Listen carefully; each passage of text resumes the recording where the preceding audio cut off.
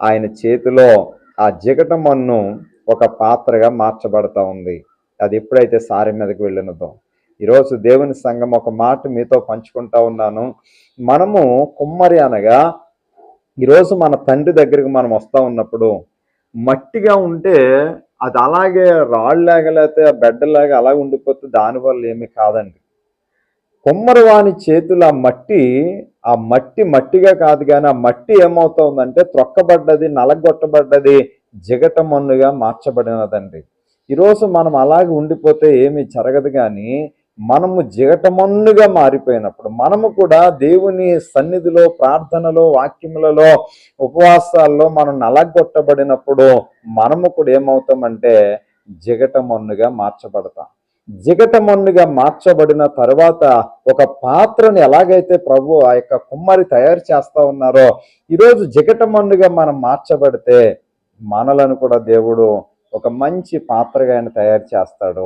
ఒక రూపాన్ని ఇస్తాడు, ఒక అందాన్ని ఇస్తాడు. కుమ్మరవానికి ఒక ఆలోచన ఉంటుంది, ఇది ఒక ఆకారంగా చేయాలి, ఒక అందంగా చేయాలని. కానీ దానికి ముందుగా మట్టి ఏమవుతా ఉందంటే జిగటమన్నుగా మార్చబడతా ఉంది.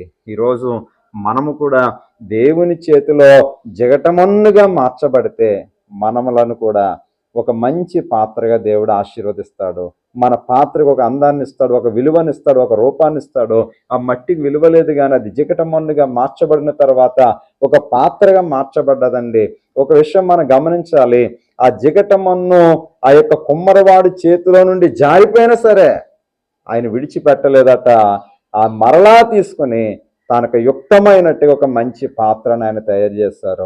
ఈరోజు దేవుని చేతిలో మనం ఉంటే ఒకవేళ పడిపోయినా, జారిపోయినా, కృంగిపోయినా, బలహీనమైపోయినా, ఏ పరిస్థితుల్లో మనం వెళ్ళిపోయినా, ఒకవేళ మరలా ప్రభు మనల్ని విడిచిపెట్టకుండా ఏం చేస్తారంటే ఆయన మరలా వేరొక పాత్ర, ఒక అందమైన పాత్రగా చేసినట్టుగా ఈరోజు మన జీవితం గనక ఆయన చేతిలో మనం ఉంటే, వాక్యం చెప్తా ఉంది, ప్రభు అంటున్నారు, ఆ కుమ్మరివాడు జిగట మన్నుకి చేసినట్టుగా నేను మీకు చేయలేనా?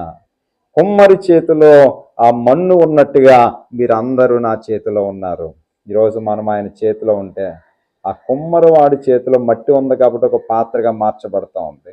ఈరోజు మనము కూడా యేసయ్య చేతిలో మనం ఉంటే ఒక మంచి పాత్రగా దేవుడు చేస్తాడు. నీ జీవితానికి విలువనిస్తాడు. కేవలం ఖాళీ పాత్రగా కాదుగా, ఒక మంచి పాత్రగా చేసి ఆ పాత్రను యజమానుడు వాడుకొనుటకు అర్హత కలిగిన పాత్రగా, పవిత్రమైన పాత్రలుగా ఖచ్చితంగా దేవుడు ఆయన నింపుతాడు. ఆయన ఆత్మతో, అభిషేకంతో, మహదైశ్వర్యంతో నింపుతాడు, ఆశీర్వదిస్తాడు. ఈ మట్టి ఘటానికి దేవుడు